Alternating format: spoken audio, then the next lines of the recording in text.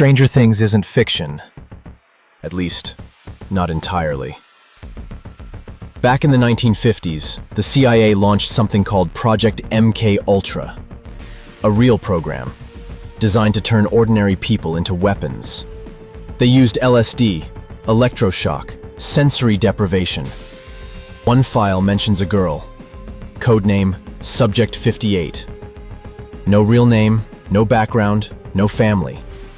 February 1972, session 447. Researchers reported an unexplainable event. A clipboard lifted off the table, on its own. Metal tools slid across the floor. Subject 58 never touched a thing. 3 days later, the entire wing of the facility burned down. The official cause? Electrical failure. Unofficially, every researcher who worked with Subject 58 died in unrelated accidents. Every photograph of her was destroyed, every file shredded. Years later, in the early 80s, two brothers heard stories from their uncle.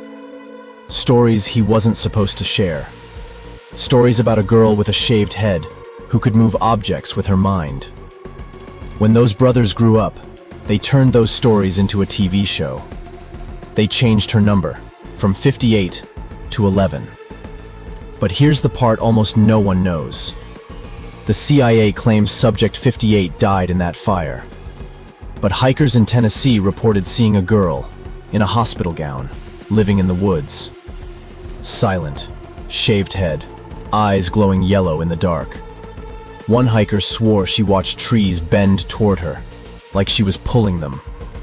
The Duffer brothers changed the details to protect themselves. They moved the story to Indiana, but MKUltra didn't end. It just went deeper.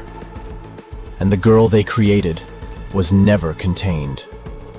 In 1986, a VHS tape surfaced, labeled Session 447, Unauthorized Copy. The footage shows a flickering hallway, shadows crawling along the walls. And at the end of the corridor, Subject 58, standing perfectly still, her eyes glowing brighter than ever. The video ends when every light shuts off at once. Only her eyes remain. Subject 58, whereabouts unknown. And if this footage is real, she might not be alone.